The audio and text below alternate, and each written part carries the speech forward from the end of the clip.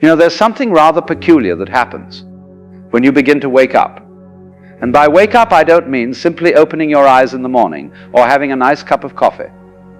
I mean when you really begin to see through the game, when the veil of ordinary consciousness starts to slip and you catch a glimpse of what's actually going on here. It's quite marvelous, really. But here's the thing that nobody tells you. Once you've had that glimpse, once you've tasted that freedom, there are certain things you simply cannot share. Not because they're secret in some mystical hush-hush way, but because sharing them would be like trying to pour the ocean into a teacup. It just doesn't work. And more than that, attempting to do so can actually create more confusion than clarity. So let me tell you about 5 things that if you are spiritually awake, you should never share. Not out of spiritual pride, not because you're part of some exclusive club, but simply because these things cannot be communicated in the way that ordinary information can be communicated. They're more like the scent of a flower. You can describe it all day long, but until someone smells it for themselves, they haven't really got it. Now, the first thing you must never share is your direct experience of awakening itself. You see, the moment you wake up, there's this tremendous urge to tell everyone about it. You want to grab people by the shoulders and say, look, I've seen it. It's all right here. We've been looking in the wrong direction the whole time. But what happens when you do this?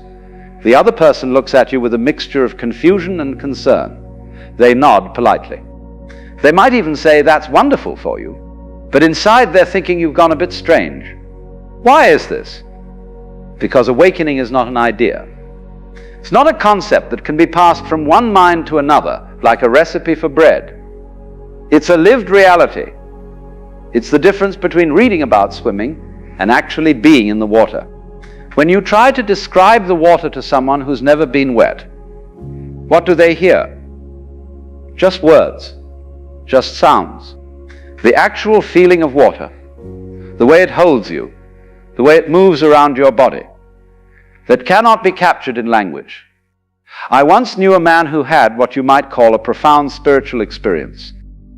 He was walking in the garden one evening, and suddenly everything became transparent.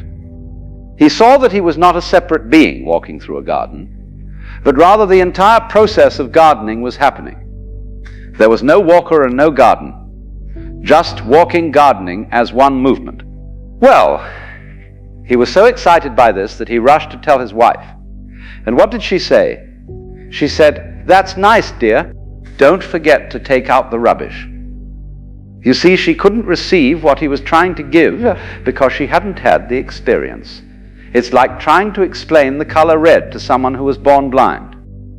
You can talk about wavelengths of light. You can describe how it makes you feel. But you cannot give them the direct experience of redness. And spiritual awakening is far more subtle than even that. So what happens when you insist on sharing this experience?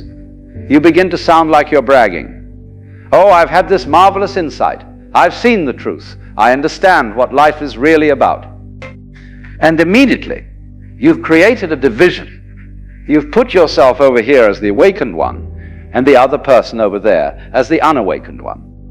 And in doing so, you've actually contradicted the very insight you were trying to share, which is that there is no division, no separation, no you and them. The awakened person learns to be quiet about their awakening. Not out of false modesty, but because they understand that talking about it is like a finger pointing at the moon. The finger is useful if someone wants to look where it's pointing. But if they're fascinated by the finger itself, they'll miss the moon entirely. And most people, when you try to share your awakening, become fascinated by your finger. They want to know what you did to get awakened. They want the technique, the method, the secret practice. But awakening didn't happen because you did something. It happened when you stopped doing and simply saw what was already there. The second thing you must never share is the specific practices or methods that worked for you. Now, this might sound contradictory. Surely if something worked for you, wouldn't it be helpful to tell others? But here's the trick. What worked for you worked because it was right for you. at that particular moment in your life. It fit your temperament, your situation, your particular flavor of confusion. Imagine you have a headache and you take a certain medicine and the headache goes away. Does this mean everyone with a headache should take that same medicine? Of course not.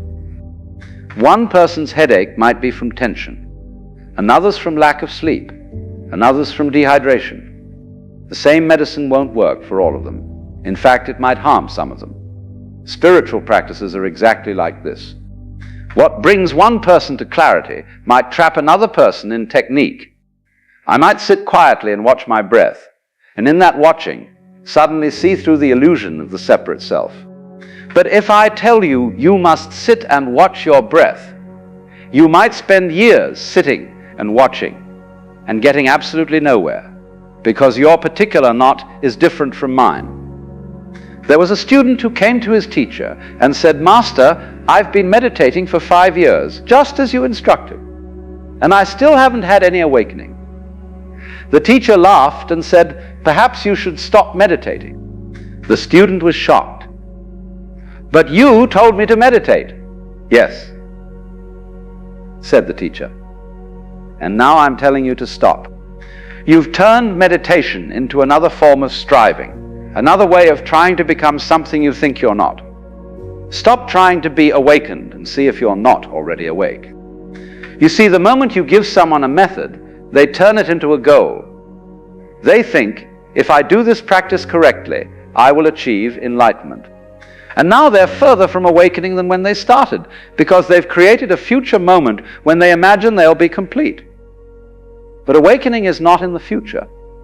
It's only now.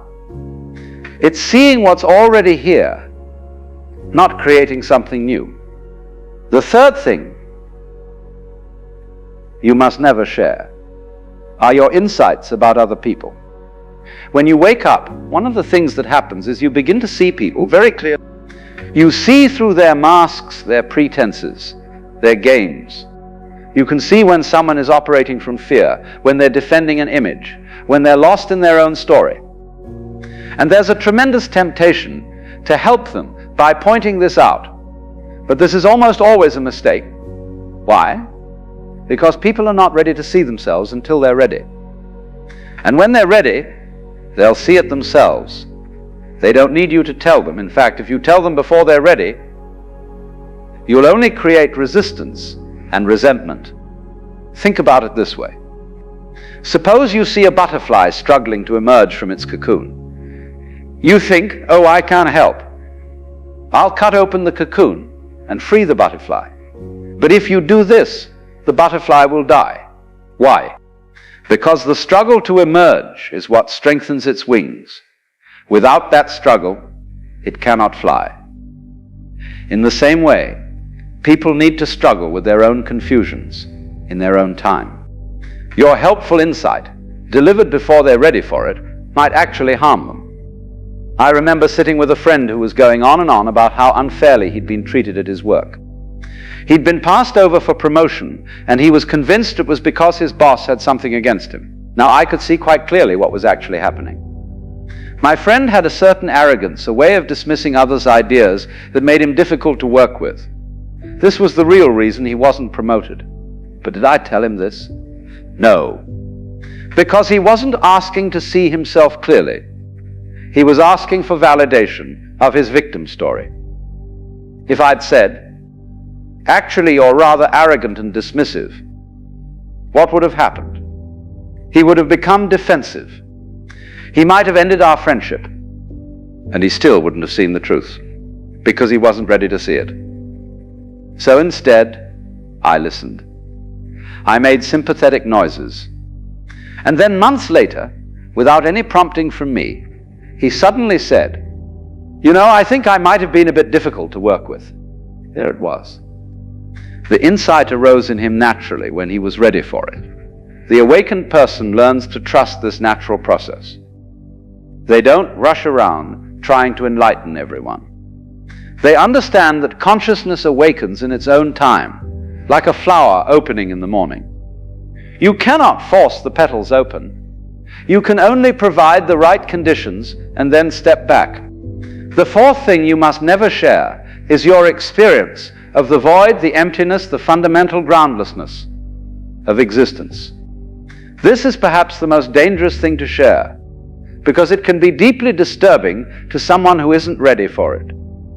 You see, when you really wake up, one of the things you see is that there's nothing solid anywhere.